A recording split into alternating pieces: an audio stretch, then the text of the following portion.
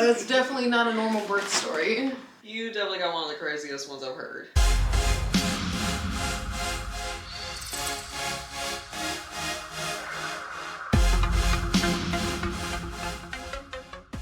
Okay, so you can only see 4 of us, but there is a 5th one. Anonymous friend 1. There you go. Hey guys, welcome back. Another video, another story time. This one's more recent. As you guys can tell, there's a difference. What happened? I'm not pregnant.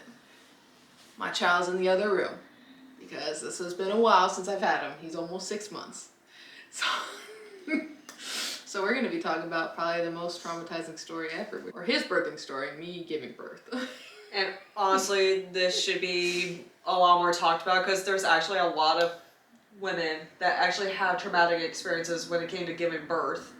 Instead, and people are just like, oh no, childbirth is a beautiful thing, pregnancy is a beautiful thing. No, let's normalize the fact that As you're pooping on the table. well, not only That's just that, normal. it can be very traumatizing. I've heard a lot of stories. And some women don't know what their rights are. They feel like they have to go with whatever the doctor says, which you do not. That is, you don't have to, okay? It is strongly advised, but you do not have to. And I proved some of those points that I stuck with my gut and listened to my own needs instead of what the doctor said I should have. You good over there? Yeah. What?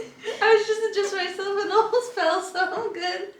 How much have you had to drink? Nothing. None. A sip. Oh, well, that's worse. I do realize I'm a klutz. Oh, Yeah, you that are is a true. klutz, that is true. I don't think she's even had one drop. I lived with you for a year. She is a Exactly. klutz. I did have that sip that you gave me, so. Oh my gosh. Just that sip. Oh, that sip knocked her above a .8. She can't drive. Anyway, Dude, I don't even so have we're to gonna jump back a couple days before I had to get induced. I got induced, what was the reason? I got induced because of high blood pressure, okay? But a couple days before, I started having little twinges, right? That wasn't Thank me. you. Thank you, Logan. I had to get induced, but a couple days before it actually happened, I had a couple stress tests, which basically they hook up monitors to you, and you have to hit the button every time your child moves. I forgot the reason why they even started doing that, but they wanted to do it for a certain reason. And they said I was having contractions without knowing it. And I was like, oh, okay, they must be really mild. And then I went to my other doc's appointment. It was on a Friday. And I remember I told my coworker, I'm like, all right, I'll see you on Monday. She's like, yeah, I'll see you Monday. But that Monday never came. Never saw her on Monday. I went to this doctor's appointment. They kept taking my blood pressure, and I didn't understand why. And then they're like, okay. And then the doctor came back, and she's like, so your blood pressure is pretty high. We're worried that you are at a risk for preeclampsia, which can put me and the baby at danger, or in danger. And she said, we want you to go to get checked out at the triage center and see if you need to get induced. But somehow the wires got crossed, and by the time that we actually went there, they thought I was there to get induced. So we quickly corrected them, said, no, they said maybe. So they did a whole check, and they're like, hey, so we strongly recommend that you get induced. It looks like your blood pressure hasn't went down, period. So we want you to be admitted and start the whole inducing process. So James and I sat down, had a conversation about it, and we were both worried about the baby's health. For me, I was kind of annoyed that I would have to get off work early because I had 2 more weeks to work. Literally 2 more weeks. And he didn't want to wait that long. So I got admitted. That first night, they ran through the entire process with me saying, hey, we're here for you, only you. You know, if you want to kick somebody out, we will kick them out for you. You know, like the whole 9 yards. So that first night, they give me something. They asked me, do I want to do this one type of meds or the other type of meds? I forgot the names of them. And I said, let's do the one that's in the mouth, under the tongue, or no, in the lip. It was in the lip. And then you let it dissolve. But for some reason, it wouldn't dissolve. So after like 30 minutes or so, I ended up having to just swallow it, which they said was okay. They had me hooked up to monitors, and I could see that the contractions were getting more intense, but I wasn't feeling anything. By that second day, I was in so much pain. Due to the contractions. James was like, come on, try to walk down the would walk a few steps and I would like grab the railing and I'm like, I can't. Oh, yeah. I really can't. And then I started dilating, and for some women who don't know, who maybe you haven't had your first child, when you start dilating, you bleed a little bit, Oh, which yeah. is completely normal. I got scared and I called the nurse. I'm like, why am I bleeding? I don't blame you. And there's an option for a, what is it called? A cervix check? Yeah, like seeing how open your cervix is. Yeah. So that actually wasn't the worst part for me. I was fine with it. Was for me when I was in labor with Rainey. Well, you were so close to actually giving birth to her. Yeah, and the nurse was flipping dumb. Oh, up there. Oh, you're only 5 centimeters. Baloney. Not even 2 minutes later, your niece was out.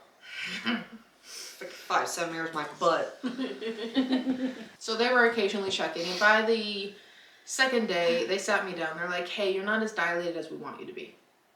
So we want to consider of either continuing this medication, starting a different medication, or inserting a balloon. Do any of you guys know what that is? No. No. It sounds horrifying. Like, what if it was an it balloon? Was it I red? feel like I do. I feel like I do. I feel Is like I it- do. I feel like I do. My Enema? brain's just processing. Enema? No. It's where they I mean, I can. We're not allowed to Yes. Google it, she already said. puff it up. Forgot how they do it, but I know what you're talking about. Okay, so I've heard balloons for arteries, but not so for let's just that. say this bottle, right? This is how dilated you are. They stick the balloon in where it's dilated, and they pump it. Oh, hell, heck no! They pump it to the point that where they want you to be. Nope, And then nope. eventually that balloon will just fall out when your cervix is where it's supposed to be. So, This ain't a balloon. It doesn't sound like a dang balloon. It sounds like a flippin' death trap. Uh-oh. so when they told me this, I was like, they're not sticking a balloon in me. Because I had so many questions of like, is it painful? Is it uncomfortable? Like different versions of the same question. And my mom was trying to be like, you should do it, you know, it might help you. And I'm like, no. No. I refuse. I'm like, how many more of this medication can I take before I'm maxed out? And they said, you have 4 more. Which it's 1 every hour. No, you get checked every hour and it's every 4 hours or something like that. I might have that mixed up, but I had 4 more. And I said, okay, I'm gonna keep doing that. And then when I'm maxed out, then we'll go through our options if I'm not where I'm supposed to be. God. So after they gave me the last one, we waited that half an hour and then they checked me and they're like, you're 4.5 centimeters. Oh, cow. So I was exactly where I needed to be. Just ever so slightly, I was finally above. So I was like, all right. No offense to the hospital crew, because they were very, very nice. All the nurses were very nice. They helped me a lot when I was having contractions in labor. But screw you, medical advice. There's always that but with us arrow signs. Thanks, but. So I was where I needed to be, and that next day, that's when it was getting really intense. And I was having a lot of back labor, which you know what that's like. But basically, imagine a very bad period in your lower back. Oh. Ow. Yeah. And nothing helps. Granted, one of the nurses told me that if I leaned over the bed, she would rub my back like hard. That relieved the pain. Did you have an epidural by this time? No, not yet. Oh, Jesus. Which, by the way, they kept trying to give me like things like, I don't know if I can say the medical names, but they tried to give me a bunch of different prescriptions. But I literally told them, I'll just take Tylenol. That's what I kept saying. I'll just take Tylenol. They tried to give me gas. The gas didn't do anything. The gas doesn't do nothing. It just makes you lightheaded. Yeah, and they're like, oh, you need to breathe in. You need to breathe the gas We in. did. And I'm like, I'm trying to, but you try to breathe when you're having a contraction. It's hard, because when you're having a contraction, your body just kind of like tenses up, and you're just like, oh. The worst I ever had, I was literally 9 centimeters with Elijah in labor. And they finally got me the epidural, and I was having a contraction as they stuck in the needle. And mind you, I can't move during this. Yeah. Yeah. So Not fun. By the time that I was 6-7 centimeters, I was at the point that I couldn't walk down the hall. I wasn't gonna go to the bathroom. I was in pain 24/7. I was near tears. I called the nurse and I said, hey, I want the epidural now. And she was like, okay, let me go get the person who's supposed to be doing it. Granted, it's night shift, so it might take a while for him to come by. Screw that guy down the back. Anyway, because you'll find out why. Oh, he didn't make it, did he? No, I'll get to that. So before they happened to come in, I had a contraction so bad that I ended up getting sick. Oh yeah, that's I told not my mom, uncommon. I said, Mom, I'm gonna get sick, hand me a bag. And she's like, oh, well, don't get sick. And I said, I'm gonna get sick, hand me a bag. And she's like, well, let me go ahead and get this. I'm like, get me the bag. Yeah, that's, I've And I heard got- like some women can be in so much pain like during labor that you can possibly vomit. Yeah, so I got sick a couple times. But then the dude came by and he's like, hey, so you can only have one person in the room, which I don't know why they said only one person in the room, but anyway, one person in the room. So they had me lean over the bed, or like have my feet off the bed, looking at my mom, kind of like how I'm sitting right now, trying to keep my back straight as possible, which is not easy to do when you're constantly having contractions. And I was like sitting there, and the guy's like, all right, I'm gonna give you something for when the needle goes in.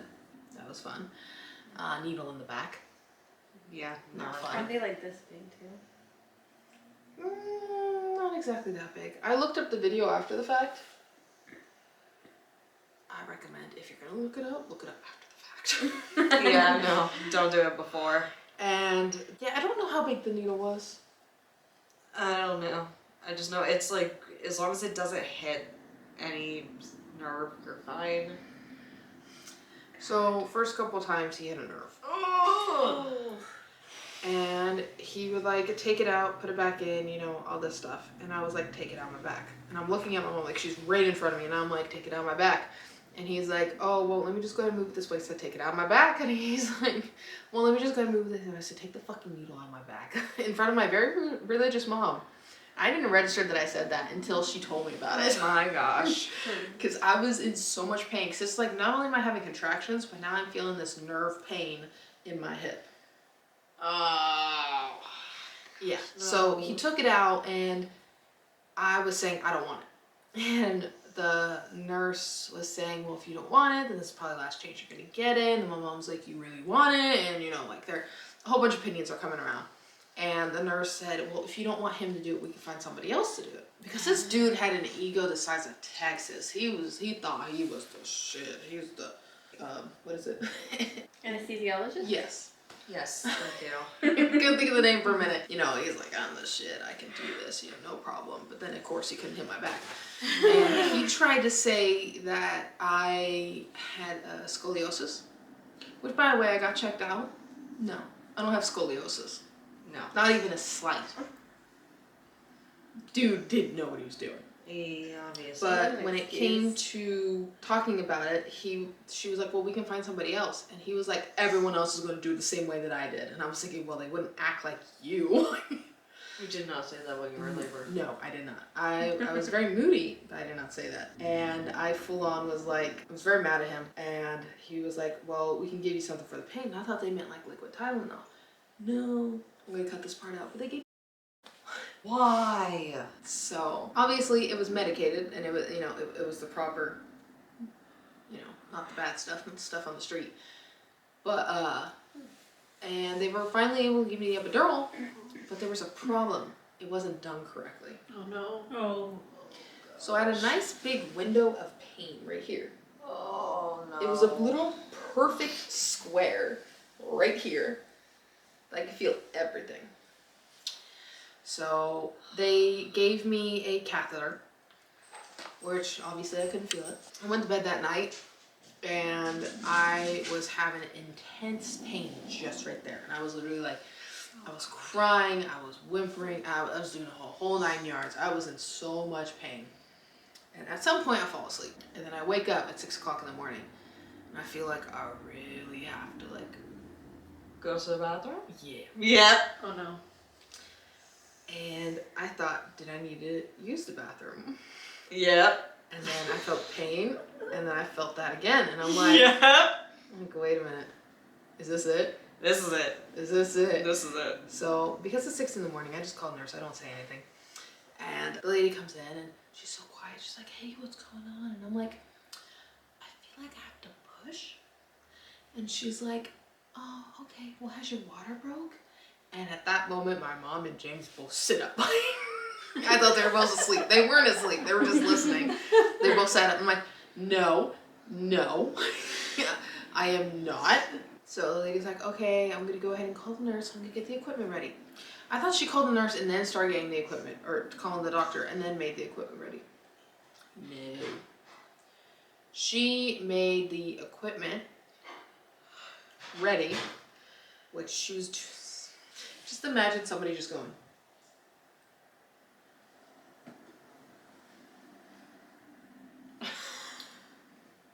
So dainty.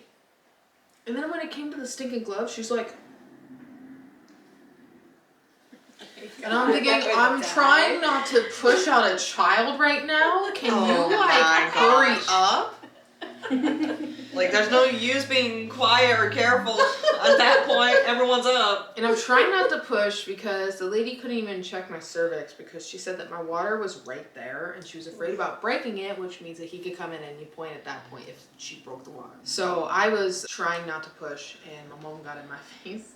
I was trying not to push. I was trying any way to like relieve whatever pressure I was feeling. Honey, sometimes when you have to push, there's really no like stopping it. So I really hate the fact that nurses will say, okay, don't push. It's like, I'm not trying to push. The child has a mind of their own. You cannot tell a pregnant woman that's in labor, do not push. Yeah. Finally, the doctor comes in and she's trying to feel and she's like, yeah, you're about 10 centimeters. I'm going to go ahead and break your water. That was no problem. I just felt like as if, I don't know, how would you explain it? Like a water balloon just pops? Like in your belly just kind of pops? It like a release, like a sudden release. She was like, okay, we're going to have you turn this certain way. And they want me to turn on my right side. And I said, I don't want to turn on my right side. I want to be closer to my left. And she's like, well, I want you to turn on your right. So I'm like, okay, whatever. She's a doctor. So I turn on my right and I'm trying to push and she's like, getting a little worried because the baby's heartbeat keeps dropping. And she's like, we might have to do a C-section, we might have to do a forceps, we might have to do a vacuum. Vacuum? Yeah. Do you guys know about the vacuum? No. No. So basically it looks like an end of a plunger. Basically grab the baby's head and pull the baby out. I don't know how safe that would actually be. That sounds good. And you know what the forceps are? The little things that go like this? Yeah. No. They were also offering to cut, but yeah, the forceps are grab the baby. But they're so fragile in there. It's like, aren't you guys worried about breaking their neck? Like with You would think. with a plunger or the... But, so his heart rate kept dropping. They were like, oh, well, let's try having you turn on your left side. I'm like, I really can't turn on my left side because I'm having so much pain right there. And they're like, well, let's go ahead and have you try. So I turned towards my left. No, they wanted me originally on my left. They ended up telling me I could be on my right. They ended up turning me towards my right. And they're like, we need you to hold your legs. But I couldn't hold my left leg. Well, my right leg was completely numb. Yeah. My left leg, I could feel everything. Oh no. So James grabbed my leg, my left leg. No, my mom grabbed my left leg. They took turns, by the way. They took turns grabbing my leg. He ended up grabbing the menu that was in the room and folded it up, made it into a fan. Oh, that's nice. And started like fanning the hell out of me. Because I was sweating by that point. And they're like, okay, we need you to do 3 good pushes, 10 seconds each.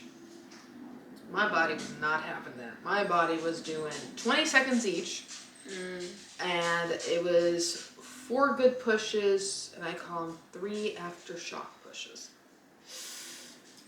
Have you had those before? Where you kind of do half a push? That's what it feels like, yeah. So it's like, I pushed really hard, and then I push again really hard. And they're like, you need to breathe, you need to breathe. And I'm like, tell my body that.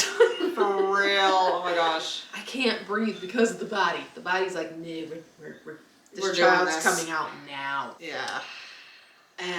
I'm pushing, and I'm having a hard time taking breaks because the lady was like, okay, let's count 1, 2, and they're like 9, 10. Oh, she's still going. 11, 12.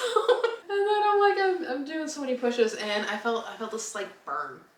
Oh no. It wasn't as bad as I thought it was going to be, but then again, I think it was probably because I was half numb. So I was like, what's this burn? And they were like, that's the ring of fire, baby. That's exactly what the nurse said. Basically, I think that means that you're tearing a little bit. It means the baby's crowning. The baby's coming. The baby's approaching. And let me tell you a few things about this child. Oh god. He did not want to come out the traditional way. He wanted to come out sunny side up. Do you guys know what that means? His face is facing up? Which apparently that's one of the hardest births to do. Really? Yes. I thought like if they were feet first. If they're, what is that, like breech? Breech, yeah. Yeah. Besides that, that's one of the hardest births. I didn't even realize like when you usually give birth, their face is facing down. I actually did not know that. Yeah, so usually their face is facing towards the table, but Or sideways. in his case, he was looking up at the world. Oh gosh. And you want to know some nightmare fuel? My mom told me. Because they were like, do you guys want to see? James didn't look. My mom did. She can see him. His head's completely out. His eyes are open, and he's looking around. What? That's amazing. He's definitely your kid. Hi world, where can I go? Where's my mom? That is you all the dang way. Yeah, he didn't make any of that easy. And I thought there was a couple minutes before he was gonna come. Like I thought that they would say, oh, he's coming or something like that. No, they did not. They did not say anything like that. Instead, they just popped a baby on me. Oh. And I was like, oh, wow. They just plopped him on you. They didn't like give you like a second to breathe before like giving him the skin to skin contact with you. No. Just to show like you did it. Aren't we No. supposed to touch him first? No. They will initially give the baby to the mother, Skin to skin contact thing. and then they'll clean them up. After that, they'll clean them up, take their weight, probably give them their first shot or something like that. Yeah, I have a couple pictures of when his weight was exactly 6 pounds. Wow. He's so tiny. Exactly. And he was born at 8:04 Yeah. a.m. Yeah, oh, geez. He's a morning baby. I was And That was early morning. I was just like, oh, okay, there's a baby on me. And okay, so after the fact, there is the placenta that has to come out. And usually that's supposed to be the second birth, right? That's what they call it as. The It's the second afterbirth. birth. Yep. That thing just came right out. Oh god. The pressure of it, especially when you don't get the epidural, it is so uncomfortable. It doesn't hurt, it's just very uncomfortable. It's gross. They were like, okay, we're gonna get the placenta out now. It's out. Okay, so you'll announce that, but not when my son is completely out. Okay. And Make it make sense. And I didn't realize there was a lot of people in that room. I was so focused on what I was doing that I didn't realize that, according to James, that room was full of doctors. Full of doctors, full of nurses. Like, I did not realize. You were high risk, that's why. Yeah, which I think, my idea is what happened, is why his heartbeat was dropping. I feel like the placenta was landing on him. In a certain way, it was probably landing on him. Yeah. So that's why he was having difficulty. And then when I turned the other way, it was okay. And I think that's why it came out so easily. I think it's because it probably dropped. And that's where. Yeah. And I'm laying there, right? And they're cleaning him up and everything. And everyone was like slowly leaving. And I'm just kind of sitting there, still exposed. I'm just sitting there and I can feel that period starting. I'm just sitting there and I'm staring at the ceiling. I can still see the checkered ceiling. I'm just like staring and I'm like, so are they ever gonna help me clean up, or am I just gonna lay here and just continue to have my period? Hey guys, sorry for that interruption. My camera ended up dying in recording, so I'm finishing this up right now.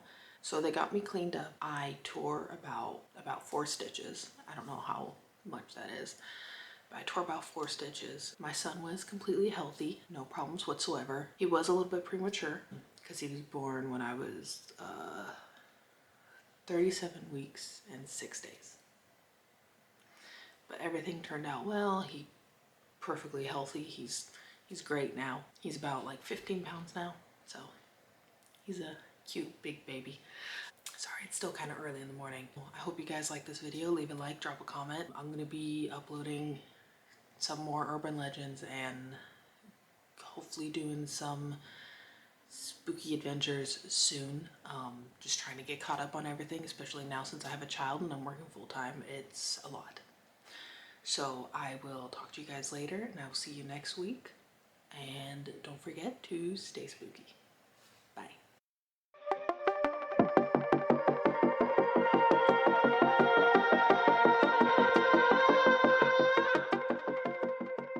How about we cut out the part that we were actually drinking, because I don't think that's actually allowed on YouTube. It's allowed as long as you don't actively show what you're drinking. Mm-hmm.